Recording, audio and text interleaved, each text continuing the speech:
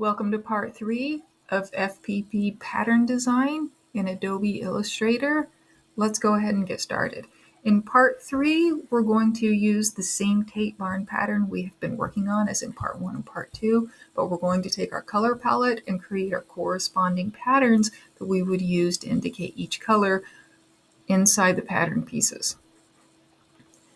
You can see in this pattern, we have 3 browns, 5 blues, white, black, and a couple of grays.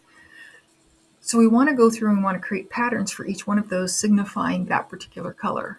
So go into Windows, Pattern Options, select the hamburger menu and Pattern Options, Make Pattern. This will give you this pop-up. You might want to expand it a little bit. With the text tool, I'm going to go ahead and I'm going to create B1. Now you could use whatever you wanted to use for a color code. For me, I'm going to use B1, B2, B3 for my different browns. I like to check if I'm using a 14 point, 18 point. You can use what you want. Go ahead and name your color. Now, when you're creating this grid, you can go, I like 0.3 inches separated. You can choose what it is according to what your font is or what the icon is you're using. And then you could change that grid. You can look at it. I like hex by column, but you can use what you want. The last piece is when we're printing this off on a black and white printer, I don't want the pattern to compete with, say, my numbering or my section codes. So I'm going to lighten that up to a light gray, hit OK, and then once we're done, go ahead and select Done, and that will create that pattern swatch that corresponds to, in this case, brown 1. It's pretty easy to create the rest of your colors. You don't have to go through the full process. Click and open up that first pattern. Then I'll go into the text tool and I'll just reset whatever text it is. In this case, I'm using B2 for brown 2. Save a copy. Name it brown 2 in this case. Okay, and you can see it's created that second swatch for me. We're going to go through each one of these swatches and create a new color code for each different color in the palette. I also make sure that when I'm creating color codes, I don't want to be confusing. So if I'm using B for brown, I'm going to choose a different color for blue.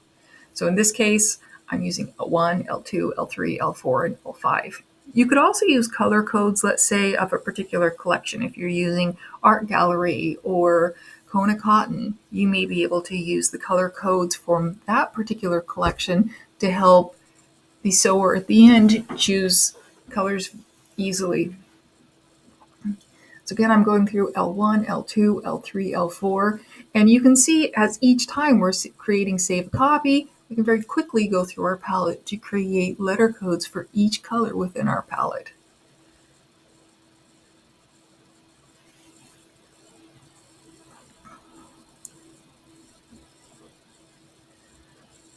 For white, I'm not using a W yet, so I just made you WH. When I get to black, I could use BL or I could use BB, but that might be confusing, especially if I've already used B and I have some smaller pieces using black. So I'm going to use PP, which is in Kona Cotton, there's pepper, and I like to use PP for just so it's a different than using a B.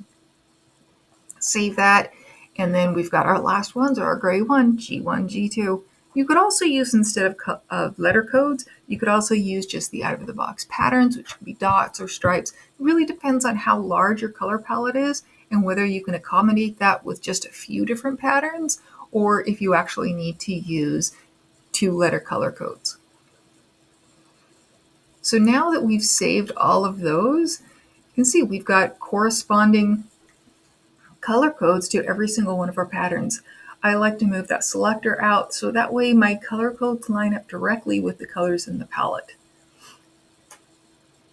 The next part that I'm going to get to is now we're going to use those to recreate our actual pattern that we'll use. So come down, select the picture and the pattern that we have just done that's in color. Copy that, I'm going to paste that, and then I want to pull that directly below where I have my pattern. Then I'm going to go up to Object, Transform, and hit Reflect. This gives me the opposite or the reverse view so that I can create my actual pattern off of it.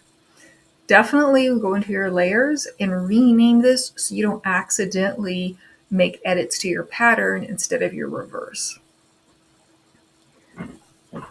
Now we're going to use the color codes to come in and repaint that reverse part of the pattern with those codes.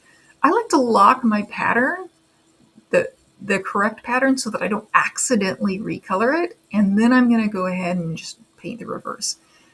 So select that brown, come in, you go select same. We're going to do the fill color. In this case, we're starting with brown. So I'm just going to select the same fill color, hit B1, and that'll recolor with my pattern code. So on and so forth, all the way through the color palette. Now, rather than going into every single color, selecting it, hitting select, same, fill color, I've actually created an action. So I just have it so I can hit Shift F7 and that will select the same color that I'm on. That way I can very quickly move through the color palette and recolor the entire reverse pattern with my 2-letter codes rather than the colors. And I really like to do color codes or something within black and white, whether using stripes, different patterns, dots, whatever it is. So that way, when you're printing the pattern off on a black and white printer, you don't have the issues of trying to figure out what shade equals what color.